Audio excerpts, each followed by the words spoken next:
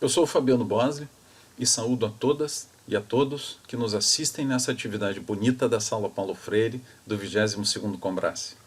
Eu falo em nome dos meus colegas de grupo de pesquisas, o grupo de MEF, Didática e Metodologia do Ensino da Educação Física, da ESEFID da URGS. Um grupo jovem que iniciou suas atividades no ano de 2012. Nós somos um coletivo de professoras e de professores comprometidos com a educação física escolar crítico-libertadora.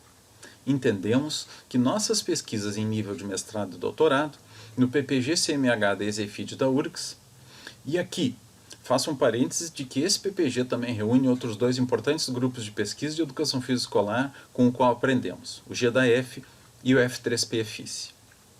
Enfim, o nosso grupo tem buscado inspiração teórico-metodológica para a renovação e o consequente reposicionamento de uma teoria pedagógica crítica da educação física escolar brasileira. Foram 12 dissertações de mestrado, 4 teses de doutorado e mais 9 pesquisas em andamento. Nesses estudos, a narrativa do percurso de Freire, suas experiências pedagógicas e políticas, seu pensamento e suas ideias são a base epistemológica para a nossa praxis. Para esse momento, nos organizamos nas leituras dessas pesquisas e identificamos expressões e conceitos defendidos por Freire que poderíamos nos atrever em denominar de temas geradores para discutir o conhecimento da nossa produção. As expressões são pedagogia do oprimido, educação libertadora, humanização, educação problematizadora, invasão cultural, dialogicidade, relação educador-educandos, ação-reflexão, ser mais, experiências, praxis e esperança. E cada colega se pronunciou nas palavras que apresento a seguir e a partir de suas próprias perspectivas gnoseológicas.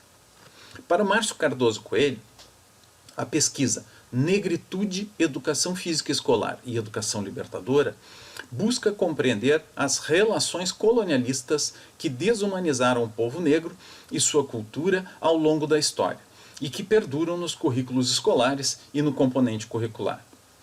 Para o Samuel Nascimento Araújo, o estudo da resistência político-pedagógica de um professor de educação física tem seu embasamento teórico a partir de Freire e reconhece a experiência existencial dos sujeitos e das suas relações no mundo pelo reposicionamento da educação física escolar do oprimido e pela descolonização epistemológica da educação libertadora. Para o Leandro Oliveira Rocha, que articulou a teoria crítica de Axel Honneth com Paulo Freire, para a defesa do reconhecimento intersubjetivo da multicultura corporal, Paulo Freire sustenta sua maneira de ler e de agir no mundo. Assim, viver a pedagogia crítica freiriana e a luta por uma educação libertadora significa assumir a reflexão crítica sobre as formas de opressão existentes, a implicação com os estudantes e a reconstrução coletiva de experiências e conhecimentos como meio de promover humanização. Para Luciana Nunes, sua pesquisa se pauta na reflexão crítica sobre como construir e compartilhar aprendizagens com os educandos, ao examinar o contexto onde atua e posicionar educandos e educador como sujeitos do processo desde as experiências existenciais que emergem do universo de apropriação da cultura corporal de movimento. Para o Tiago Nunes Medeiros, na análise crítica do posicionamento da educação física no currículo do ensino médio integrado de um campus de um Instituto Federal do Rio Grande do Sul, se reconheceu nas relações de opressão e poder pesquisadas. Assim, ao ler o mundo orientado pelas lentes do oprimido, numa perspectiva de inédito viável, defendeu a tese do reposicionamento da educação física escolar por outra racionalidade curricular. Para o Lucas Scolaudio, ele compreende todo o processo de desterritorialização nos quais os indígenas foram proibidos de realizar seus rituais cosmológicos e de utilizarem suas línguas maternas. Esses processos foram chamados de invasão cultural por Paulo Freire. Nisso, seus saberes foram sendo negados e inferiorizados. Quanto mais se acentua a invasão, mais se aliena o ser da cultura e o ser dos invadidos.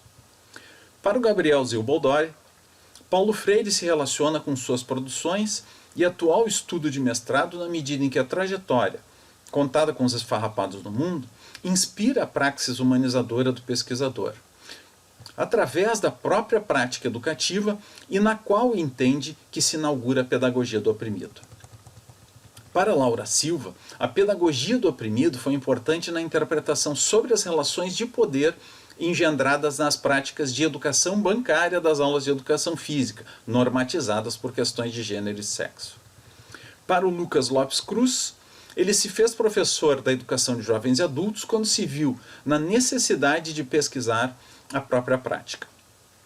E essa relação dialética levou a Paulo Freire e toda a potência da sua obra. Sua pedagogia é a pedagogia da esperança.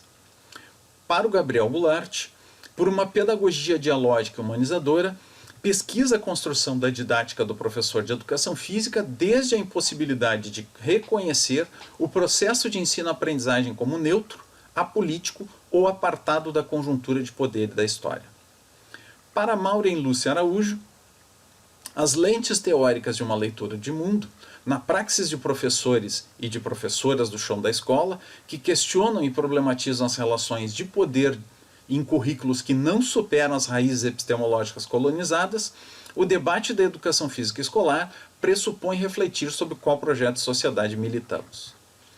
Para Francisco Goldsmith, Paulo Freire foi central e estruturante na pesquisa com estudantes de EJA em vulnerabilidade social.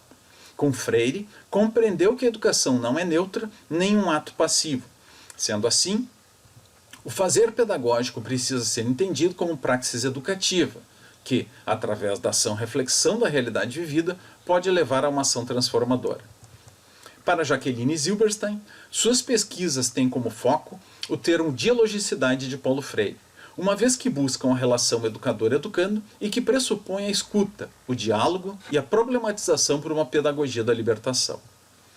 Cabe ainda destacar a pesquisa da Karine Miller sobre educação física escolar na socioeducação e a pesquisa do Augusto Schallenberg sobre educação física escolar e a educação dos surdos, ambas com a fundamentação teórica de Paulo Freire.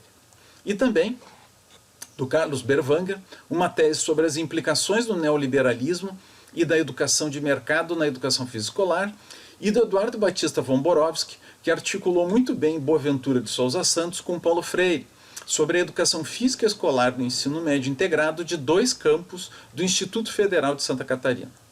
Por fim, ao nos posicionar por uma educação física escolar crítico-libertadora, nos reconhecendo na condição de professoras e de professores que pesquisam, porque problematizam suas próprias experiências com os estudantes nas escolas, nos inspiramos e nos desafiamos com Paulo Freire por uma praxis política, porque pedagógica e científica, de ter clareza sobre a quem servimos com a nossa ciência.